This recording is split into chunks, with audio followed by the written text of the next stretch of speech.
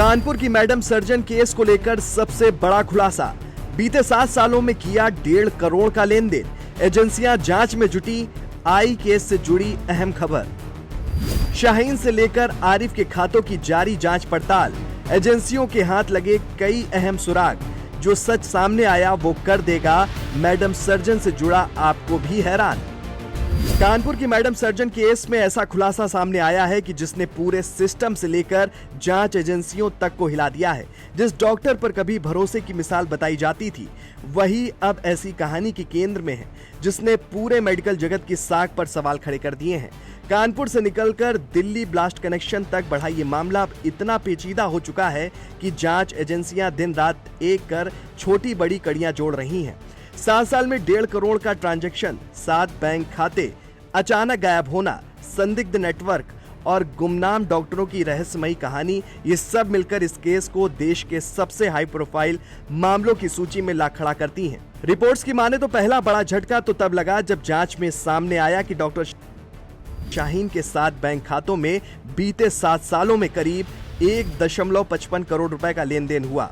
3 खाते कानपुर के, 2 लखनऊ के और 2 दिल्ली के निजी और सरकारी दोनों तरह के बैंकों में लेन देन की बात सामने आई है। जांच एजेंसियों ने जब इन खातों के स्टेटमेंट खंगाले तो 2014 में 9 लाख, 2015 में 6 लाख, 2016 में 11 लाख और 2017 में 19 लाख जैसे बड़े ट्रांजैक्शन सामने आए हैं। एजेंसियों के लिए सबसे बड़ा सवाल है कि इस रकम का सोर्स क्या था और ये आगे कहां गई। सिर्फ शाहीन ही नहीं, डॉक्टर आरिफ के खातों में भी असमान लेन देन मिला है, जिसकी गहराई से जांच हो रही है।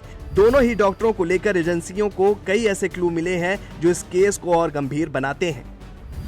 जैसे जैसे जांच आगे बढ़ी, एजेंसियों को शक हुआ कि मामला सिर्फ 2 डॉक्टरों का ही नहीं बल्कि इससे जुड़े एक बड़े नेटवर्क की तरफ इशारा कर रहा है। खबरों में दावा किया जा रहा है कि खुफिया विभाग अब कानपुर और आसपास ऐसे स्लीपर तत्वों की तलाश में है जो पिछले सालों में किसी तरह की संदिग्ध गतिविधि से जुड़े रहे हों।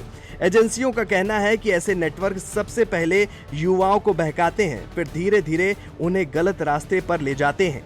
कानपुर जैसे संवेदनशील शहर में पहले भी इस तरह की आशंकाएं उठ चुकी हैं, इसलिए इस बार एजेंसियां कोई भी जोखिम नहीं ले रही हैं। 10 नवंबर के बाद खरीदे गए सिम कार्ड तक की डिटेल मांगी जा रही है ताकि पता चल सके कि किसने नंबर बदला है, किसने नया सिम खरीदा और किसकी गतिविधियां संदिग्ध हैं। आपको बता दें कि इस बीच एक भावुक करने वाली कहानी भी सामने आई है। डॉक्टर शाहीन की गिरफ्तारी का असर उसके 2 बच्चों पर ना पड़े, इसके लिए उसके पिता डॉक्टर जफर हयात ने बच्चों को पूरी तरह से इस मामले से दूर कर दिया है। 18 और 15 साल के दोनों बच्चों को स्कूल से छुट्टी दिलाई गई, टीवी और सोशल मीडिया से दूर रखा गया ताकि उन्हें अपनी मां के बारे में कुछ पता न चल सके। जफर हयात इतने तनाव में आ गए हैं कि खुद बीमार पड़ गए और अस्पताल से छुट्टी लेनी पड़ी। स्टाफ का कहना है कि वो बेहद मिलनसार और शांत स्वभाव के हैं, लेकिन जो कुछ हुआ उसने उनकी जिंदगी उथल पुथल कर दी है। इधर जांच में एक और बड़ा ट्विस्ट तब सामने आया जब पता चला कि कानपुर देहात में तैनात डॉक्टर हामिद 3 साल तक बिना किसी जानकारी के गायब रहे थे। 2013 में शाहीन के साथ गायब हुए और 2016 में अचानक नौकरी ज्वाइन कर ली। ना कोई स्पष्टीकरण, ना कोई रिकॉर्ड, और इसी अवधि में फिजियोलॉजी के डॉक्टर हिजबुल और सर्जरी विभाग के डॉक्टर निसार भी बिना बताए नौकरी छोड़कर विदेश चले गए थे। जीएसवीएम मेडिकल कॉलेज में पिछले सालों में 20 से 25 ऐसे डॉक्टर के गायब होने का रिकॉर्ड सामने आया है, जिनमें से 90% विदेशों में बस गए और किसी ने संस्थान को आधिकारिक जानकारी नहीं दी। इससे जांच एजेंसियों का शक और गहरा हो गया है कि क्या ये सब किसी बड़ी संरचना का हिस्सा हो सकता है।